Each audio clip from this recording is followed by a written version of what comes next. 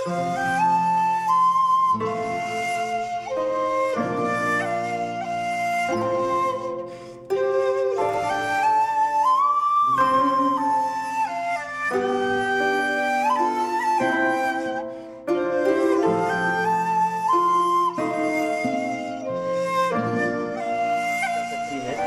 عمر ہوتی ہے، جیسے تجربات ہوتے ہیں، ویسی ہی بات شاعری میں آتی ہے۔ بہرکیف اس وقت میں دیکھ رہا ہوں کہ بہت ساری خواتین بھی ہیں، میں ان کا احترام کرتا ہوں۔ بہت ساری باتیں، میری ایک بہت چہیتی بچی یہاں پر ہے کہ میری بیٹی بھی اس چڑیا سے کتنی ملتی جلتی ہے، کہیں بھی شاخ گل دیکھے تو جھولا ڈال دیتی ہے، زندگی کو سنوار دیتی ہیں، اجڑے گھر کو نکھار دیتی ہیں، ساری دنیا میں مل نہیں سکتا، بیٹیاں اتنا پیار دیتی ہیں۔ تو حاضر یہ تمام چیزیں ہیں جو مشاعرے میں شاعری کے حوالے سے پیش کی جا رہی ہیں۔ آئیے میں ایک اور شاعر سے گزارش کرتا ہوں، جناب نصیب اللہ سدھارتھ نگری صاحب سے گزارش کرتا ہوں کہ وہ آئیں اور اپنے کلام سے نوازیں۔ حاضرین محفل، السلام علیکم ورحمۃ اللہ وبرکاتہ۔ میں بہت ہی شکر گزار ہوں تمام اراکین مشاعرہ کا، جنہوں نے مجھے آپ سب سے مخاطب ہونے کا موقع دیا۔ حاضرین گرامی، 4 مصرے پڑھتا ہوں، ملاحظہ فرمائیں۔ ارشاد کہ میں جب بھی نعت شاہ انبیاء آغاز کرتا ہوں، میں جب بھی نعت شاہ انبیاء آغاز کرتا ہوں، میں جب بھی نعت شاہ انبیاء آغاز کرتا ہوں، نہا جو دل میں ہوتا ہے وہ افشا راز کرتا ہوں، نہا جو دل میں ہوتا ہے وہ افشا راز کرتا ہوں، اور رب کا شکر ہے نصیب میں ایمان والا ہوں، نبی کا امتی ہونے پہ ہر دم ناز کرتا ہوں۔ شکریہ شکریہ۔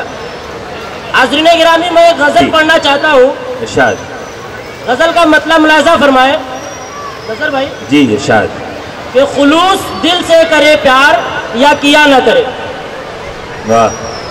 خلوص دل سے کرے پیار یا کیا نہ کرے، کوئی بھی پیار میں لیکن کبھی دغا نہ کرے، کیا کہنے، کوئی بھی پیار میں لیکن کبھی دغا نہ کرے۔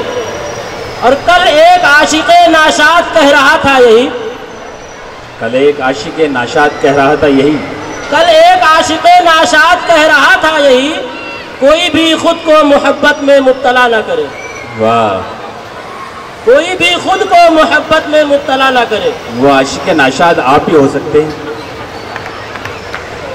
جی ارشاد۔ اور کچھ ایسے ظلم و تشدد کے دیوتا ہیں جنہیں سکون نہیں ہے اگر گھر میرا جلا نہ کرے، کیا کہنے، واہ واہ۔ کچھ ایسے ظلم و تشدد کے دیوتا ہیں جنہیں سکون نہیں ہے اگر گھر میرا جلا نہ کرے، کیا کہنے۔